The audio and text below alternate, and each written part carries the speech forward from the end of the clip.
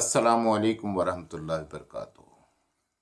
مجھے ایک صاحب کا فون آیا، کہنے لگے کہ جیولری ڈیزائننگ سیکھنا چاہتا ہوں۔ میں نے پوچھا کون سی جیولری ڈیزائننگ، کیڈ یا مینول؟ کہنے لگے کہ نہیں، وہ چاندی میں جسے کچھ جوڑنا اور بنانا سکھاتے ہیں۔ گویا ہمارے ہاں جیولری ڈیزائننگ کا کانسیپٹ بھی ابھی کلیئر نہیں۔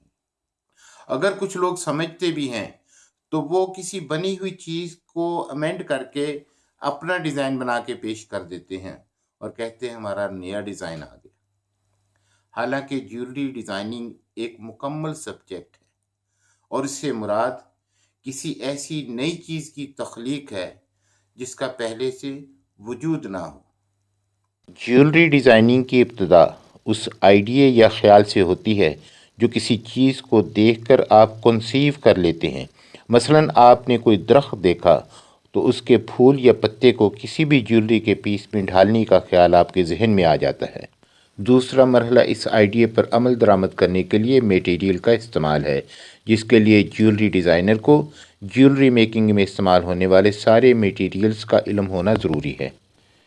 یہ کہ جیولری میں کون کون سی دھاتیں استعمال ہوتی ہیں اور ان کے کلرز کیا کیا ہیں، اور اسی طرح سے کون سے سٹون اور کس کس کلر کے استعمال ہوتے ہیں اور ان کی شیپس کیسی کیسی ہیں، ان سب چیزوں کا جاننا ضروری ہے۔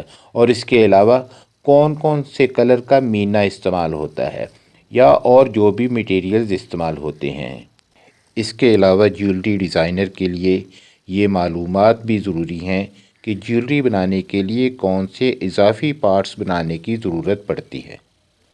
مثلاً لاکس، کلیسپ، ایئر پوسٹ اور ہکس وغیرہ، یہ سب ضروری پارٹس ہیں جو جیولری میں استعمال ہوتے ہیں۔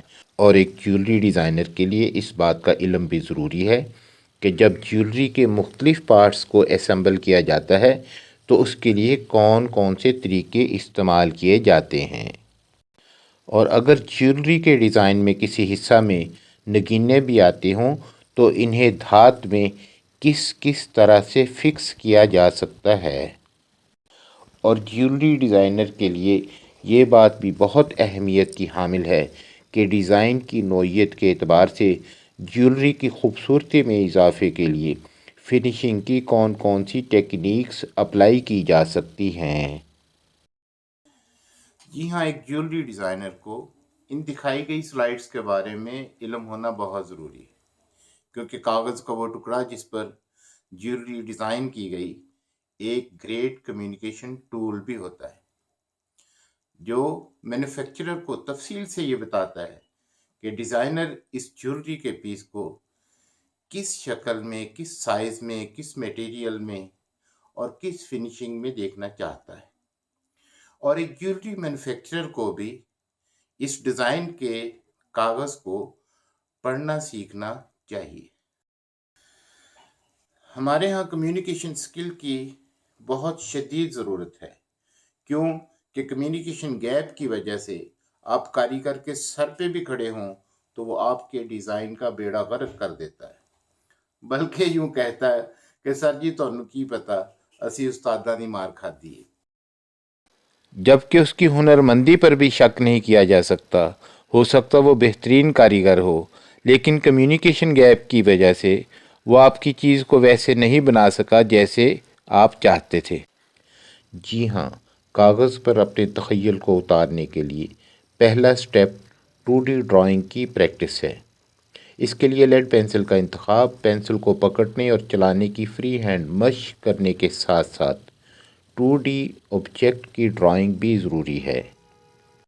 اور ایک جیولری ڈیزائنر کے لیے یہ بھی ضروری ہے کہ وہ پرسپیکٹیو پروجیکشن کے علاوہ آئسومیٹرک ویو ڈرا کرنا بھی سیکھے، کیونکہ اسے اپنے ڈیزائن کو کاغذ پر ٹیکنیکلی یوں ایلیبوریٹ کرنا ہے کہ مینوفیکچرر کو اس کے ڈیزائن کے سارے حصے بالکل کلیئر نظر آئیں اور وہ ڈیزائنر کے تخیل کے مطابق جیولری کے اس پیس کو ویسا ہی بنا پائے جیسا وہ چاہتا ہے۔ اور اس کے بعد شیڈنگ اور رینڈرنگ کی اہمیت سے کون انکار کر سکتا ہے، جس کے بغیر یہ سبجیکٹ مکمل ہو ہی نہیں سکتا۔ اور یہ شیڈنگ اور رینڈرنگ ہی کی مہارت ہوتی ہے جس سے نقل پر اصل کا گمان ہوتا ہے۔ مجھے امید ہے کہ جیولری ڈیزائننگ کا کانسیپٹ کلیئر ہو چکا ہوگا۔ اگلے پروگرام تک کے لیے اجازت دیجیے۔ اللہ حافظ۔